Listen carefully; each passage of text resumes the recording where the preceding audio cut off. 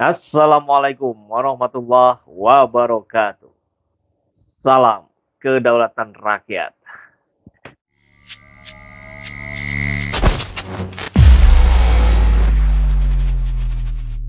Ya, sahabat semua, sekarang saya sih berpikir ketika Eko Kun tadi kemarin kena batunya, ternyata dia muncul lagi dan seperti biasa menyerang Anies Baswedan.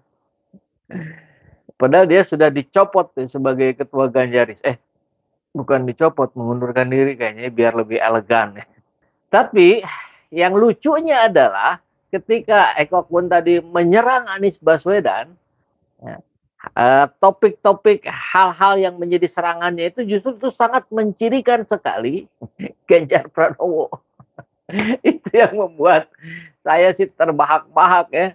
Ya, Eko Kun tadi sebut Anies Baswedan cuman gimmick politik dan cari sensasi. Oke ya. Jadi kata kuncinya Anies itu gimmick politik dan cari sensasi. Gimmick itu kurang lebih dia melakukan hal-hal yang bisa menarik atensi masyarakat, yang bisa menarik simpati masyarakat. Kurang lebih begitu. Di sini aja sudah bisa kita gambarkan bagaimana sosok Anies Baswedan, bagaimana sosok Ganjar Pranowo yang Eko sebagai relawannya, ya. Kita mudah sekali melihat mana yang memunculkan gimmick, mana yang memunculkan prestasi. Eko Kun tadi mengatakan apa yang dilakukan Anies Baswedan, terutama menuju Pilpres 2024 ini tak lain dan tak bukan adalah gimmick politik. ah, luar biasa ya. Kita tahu sekali, kita mengikuti, mencermati sepak terjangnya Pak Anies Baswedan di Jakarta. Dia fokus memenuhi janji-janjinya, dia fokus membahagiakan warganya, dia fokus membuat Jakarta menjadi semakin indah, semakin teknologinya semakin maju, ya integrasi transportasinya semakin terkonsep dan jalan, kan itu yang dibuktikan oleh Anies Baswedan hari ini. Tapi kalau itu disebut gimmick, bukankah gimmick itu yang apa namanya tiba-tiba masuk gorong-gorong gitu ya, atau tiba-tiba eh, makan bakso yang sebelumnya jarang-jarang. Artinya begini, orang yang tidak biasa melakukan sesuatu kemudian melakukan sesuatu itu yang kemudian harus kita pertanyakan. Nah, kalau kita melihat Pak Anies Baswedan, apa yang dia lakukan selama ini itu memang menjadi kehidupan kesehariannya gitu. Menurutnya, apa yang dilakukan Anies itu bukan hal baru, bahkan untuk mencari sensasi dan perhatian dari masyarakat sudah dilakukan dari dulu. Nah, apa itu?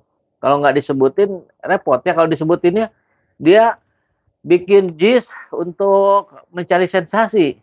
Lah, ini kan logika yang ngaco ya. Itu memang tugasnya gitu. Dan dibuktikan pemimpin baru itu selalu menjadi antitesa dari pemimpin sebelumnya. Bagaimana misalnya Pak SBY menjadi antitesa, atau sampai sekarang malah diam-diaman dengan Bu Mega, kata Kunto. Intinya adalah bahwa antitesa itu sebuah teori yang memang terjadi di mana-mana. Apalagi setelah 2 periode. Rakyat selalu menginginkan sosok yang berbeda dari yang sebelumnya. Tapi persoalannya itu sebetulnya bukan sekedar berbeda, tapi yang lebih progres, yang lebih baik, pokoknya yang lebih-lebih lah dalam hal yang positif. Ya. Oke. Bagaimana misalnya Pak Harto yang mendiskreditkan atau katakanlah dalam tanda kutip mengurung Bung Karno di Wisma Yaso sampai Bung Karno pada akhirnya menghembuskan napas terakhirnya. Dan bagaimana reformasi mendorong Soeharto untuk diadili karena korupsinya dan segala macam.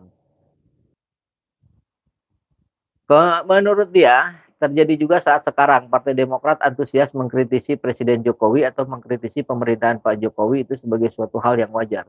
Nah, tadi bicaranya tentang Anies, sekarang ke Demokrat. Jadi kayaknya ini serangan membabi buta dari Eko Kun tadi. Mungkin di pesanan barunya begitu. Pokoknya hantam Kromo saja katanya. Demokrat hantam, Anies Baswedan hantam, mungkin ya Nasdem hantam, terus siapa lagi? PKS hantam, PDIP hantam, karena PDIP nggak pro Ganjar, begitu.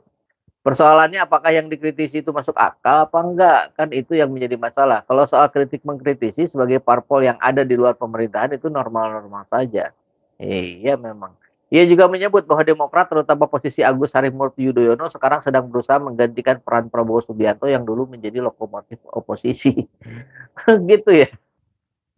Hasilnya apa? Lumayan loh, survei-survei terhadap Partai Demokrat cukup meningkat walaupun belum signifikan banget. Nah, kritik-kritik yang dilancarkan oleh Demokrat ke Jokowi atau ke PDIP kemudian disambut oleh kader PDIP lainnya, misalnya dengan berbagai debat, itu bagian dari marketing politik, jelasnya. Sebetulnya kata Kunto, gimmick-gimmick politik yang dimainkan oleh partai politik ujung-ujungnya untuk menarik suara, menarik simpati. Ya itulah yang dilakukan gitu kan oleh pemimpin kita sebelumnya gitu. Dengan pencitraan yang luar biasa, dengan Anda-Anda sebagai yang ada di garda terdepan, kan sudah diakui ya sebagai buzzer istana tempo hari.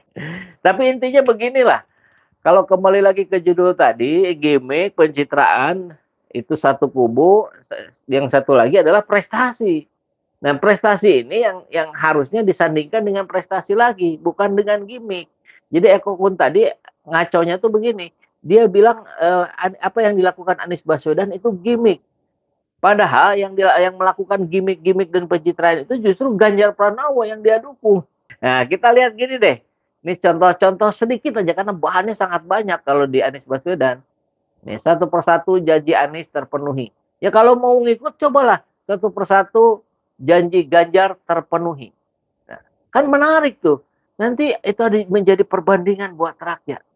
Oh iya, ini bagus. Oh iya, ini oke. Oh iya. Kan gitu ya. Jadi kalau sama-sama bagus nanti kan dilihat yang paling bagusnya mana, yang lebih bagus kan gitu. Janjinya mungkin nggak kebaca oleh sahabat semua, saya bacakan ya. Janjinya membangun pemerintahan yang bersih dan transparan.